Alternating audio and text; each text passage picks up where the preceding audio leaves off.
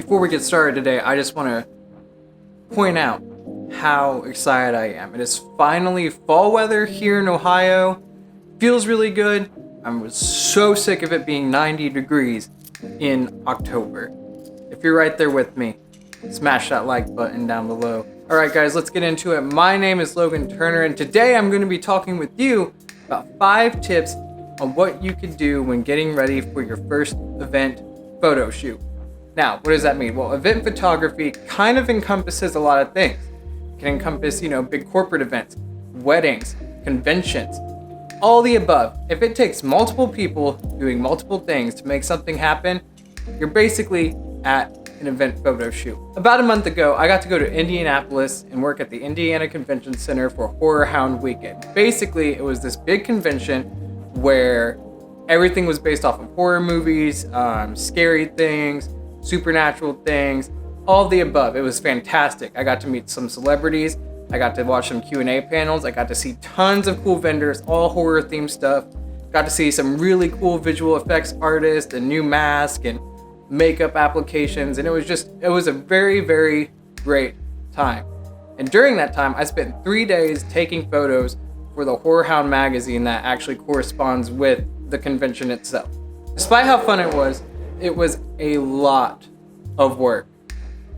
I spent 3 days, multiple hours on my feet, camera bag on my back, busting my butt, running all over the place between multiple rooms trying to get the shots that they needed. Now, I'm not saying this to frighten you, I'm saying this to prepare you for when you finally land that first big event photo shoot. Today I'm going to be giving you 5 tips of which I would have known going into the entire weekend. Let's get into it. Alright, tip number 1. Always know the schedule beforehand. Me being me, I thought, hey, I can do this. I can make sure I'm where I need to be, who I need to see, where I should be at, and I don't really need to write down a schedule because, I'm corresponding with the people doing the thing, so it should be easy, right? Unfortunately for me, it doesn't really go that way. As everyone else is off doing their own thing, they kind of expect you to know where you need to be, to kind of know where you're going at all times. So the first day was really, really rough for me because I did not have the president to go and write down a simple schedule of times when important things were happening. So the entire day I was bouncing between room after room after room, making sure I didn't miss anything important. That made everything twice as hard as it has to be. So that night, when I got to my hotel, put everything down after shooting for 6 hours, I spent the rest of the night writing down a complete schedule of everything I thought was important that was going to happen the following day at the convention, from when it started to when it ended at 1 o'clock in the morning. That was 12 plus hours of shooting, of me standing on my feet, going from room to room. And I'll tell you what, because I had that schedule, it made everything seem so much smoother. I was there for all the big moments, everything important. I knew exactly where to go, what I should be shooting, when I need to be shooting it, what camera gear I need to be shooting it with, because I knew ahead of time what I was getting myself into. This made the first day seem twice as hard than the second day. And I was only shooting for maybe a fourth of the time on the first day. So, like I said, make a schedule, know what you need to do before you get there, and just make sure you have a game plan. Tip number 2, always check in with the people that are running the event. This will definitely help, especially when it comes to expectations. They expect you to do this, they expect you to do that. Everything is unclear until you're able to communicate with some of the people that are running the event. Now, it might be hard sometimes. It is a busy time when things are, all up and running, no matter what it is, a wedding, a convention, a community event. Once things get going, people are all over the place. But it doesn't hurt every now and then to either, shoot a text message, call them, meet them at wherever they're at in that moment, be like, hey, I just got done doing this. Do you want me to go do something specific? Come the end of the weekend, or come the end of the event, you have exactly what they were looking for. Alright, and that leads me to tip number 3. Know your job. Know your specific job for the event before you get there. For me, when I went to the convention, I was told firsthand Logan, you were shooting photos for the magazine. That made it so much easier knowing what type of shots I needed to get, what they were expecting of me, because all I had to do was go back and look at previous issues of the magazine and see what type of photos they used. What kind of content do they expect me to get? So I knew exactly what I was looking for, what my eyes should be, and where I need to be at all times. You know, you can get there and they're like, okay, well, we need you to do live streaming for social media. We need you to create some photos for social media. So you kind of know what kind of content you're creating in the back of your head the entire day.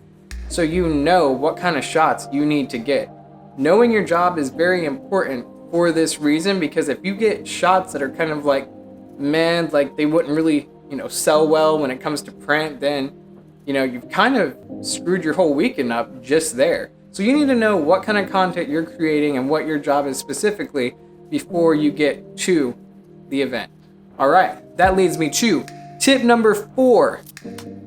Know the gear you need and leave everything else at home. I was kicking my own ass the first day of shooting because my dumb self did not leave everything in the hotel room that I didn't need.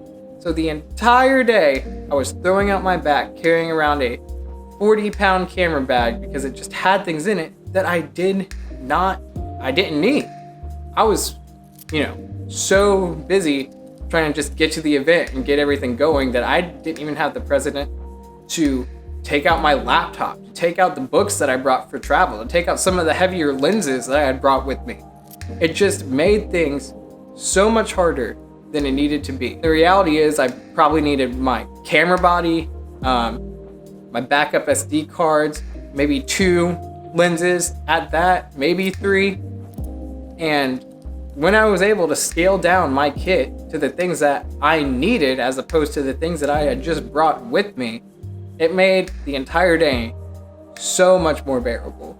Because what you gotta remember is you're gonna be on your feet for hours and hours and hours and hours, which reminds me, bring the proper shoes. Don't bring tennis shoes, you're a dum-dum.